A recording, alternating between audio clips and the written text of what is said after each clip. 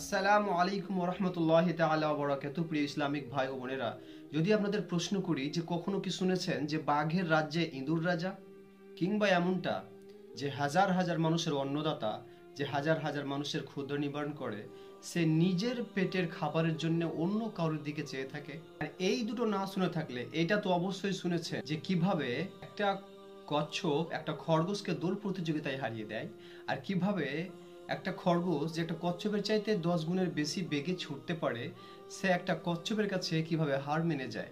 আমার কথাগুলো শুনে কি আপনাদের শখ লাগছে? তো প্রস্তুত হয়ে বসুন, এই শখ কিন্তু আজকে আপনাকে বাড়ি বাড়ি লাগতে পারে।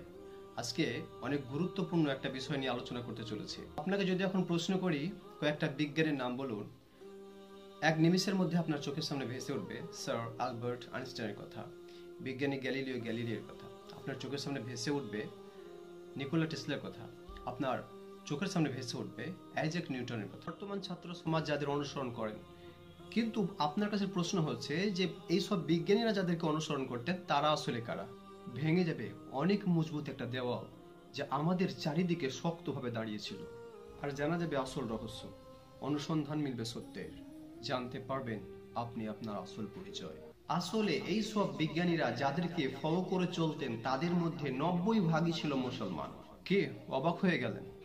না, আজকে এমনি এমনি কাদায় ঢিল ছুঁড়ছি না, আপনাদেরকে প্রমাণ সহ দেখাবো, তবে আশা করছি শেষ অবধি আপনারা সঙ্গে থাকবেন। বর্তমান সময়ে লোভ, লালসা, ভোগ বিলাস ও মিথ্যে বিনোদনের জালে আটকে থাকলেও জানবেন আমাদের আসল পরিচয় কিন্তু এটা নয়। মনে রাখবেন, আমরাই একদিন টেকনোলজির বলে সারা পৃথিবীতে রাজ করেছিলাম।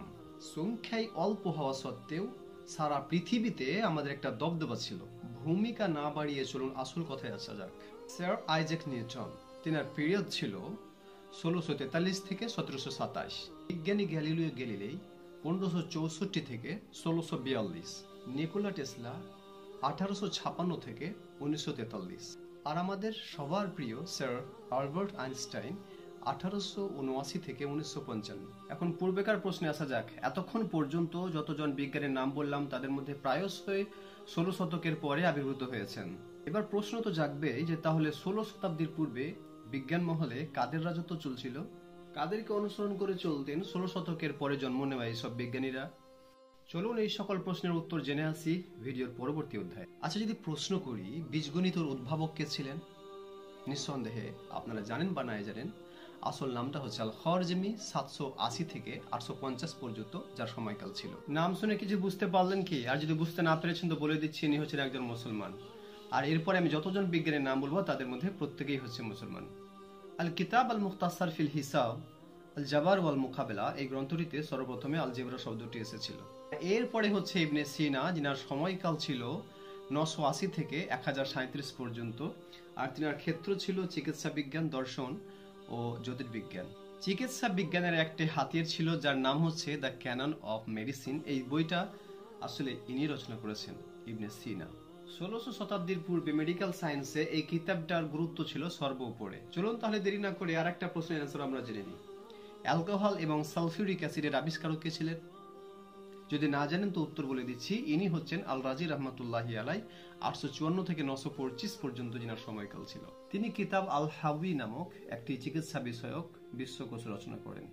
কিতাব আল মানাজির নামক গ্রন্থে দৃষ্টিশক্তি এবং আলোর ব্যবহার নিয়ে গবেষণা করেন ইবনে হাইথাম রহমতুল্লাহি আলাই, যিনার সময়কাল ছিল 965 থেকে 1040 পর্যন্ত। আর একজন বিজ্ঞানীর নাম আমরা জেনে নেই, যিনি পৃথিবীর পরিধি নিরূপণ করেন এবং তার সঙ্গে সঙ্গে যে বিভিন্ন গ্রহের মধ্যে দূরত্ব মাপার পদ্ধতি তিনি কিন্তু উদ্ভাবন করেন। তিনি আর কেউ নাই, তিনি হচ্ছেন আল বেরুনি রহমতুল্লাহি আলাই। 973 থেকে 1048 পর্যন্ত যিনার সময়কাল ছিল। জাবির ইবনে হাইয়ান রহমতুল্লাহি আলাই 721 থেকে 815 পর্যন্ত যিনার সময়কাল ছিল, যিনাকে কেমিস্ট্রির জনক বলা হতো। আর সায়েন্টিফিক বিভিন্ন যন্ত্রপাতি সর্বপ্রথম তিনি আবিষ্কার করেছিলেন, আর এর জন্যই তিনি বিখ্যাত ছিলেন। তাকিয়াদ্দিন 1526 থেকে 1585 পর্যন্ত ইস্তাম্বুলে যান্ত্রিক ঘড়ি উদ্ভাবন তিনি করেছিলেন। আল জাহরাবি, ইবনে বাতুতা, ইসমাইল জাজাইর রহমতুল্লাহি আলাইহিম সহ আরো অনেক অনেক বিজ্ঞানের নাম আমি বাকি রাখলাম, কারণ সবারই নাম যদি বলি তাহলে হয়তো ভিডিও অনেক লম্বা হয়ে যাবে। আপনারা যদি চেষ্টা করেন তো আমি তো মাত্র কয়েকজন বিজ্ঞানীর নাম বলেছি যারা মুসলিম ছিলেন। এইরকম মুসলমান বিজ্ঞানী আপনারা শত শত খুঁজে পাবেন।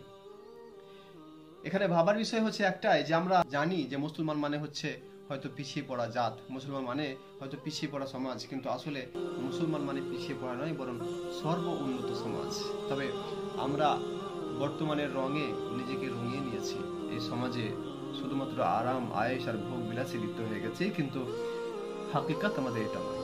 আমরা কিন্তু ছাগলের সঙ্গে মিশে মিশে, ছাগলের বাচ্চার সঙ্গে বড় হয়ে নিজেকে ছাগল বলে মনে করছি, কিন্তু হাকিকাত আমরা বাঘের নসল থেকে এসেছি। যাই হোক, আজকে এই পর্যন্তই, আর ভিডিও লম্বা করলাম না। প্রত্যেকে দোয়া করবেন, আল্লাহ পাকের কাছে আমাদের প্রত্যেকের জন্য দোয়া করবেন, আর তাদের জন্য দোয়া করবেন যিনারা আমাকে সাপোর্ট করেছেন।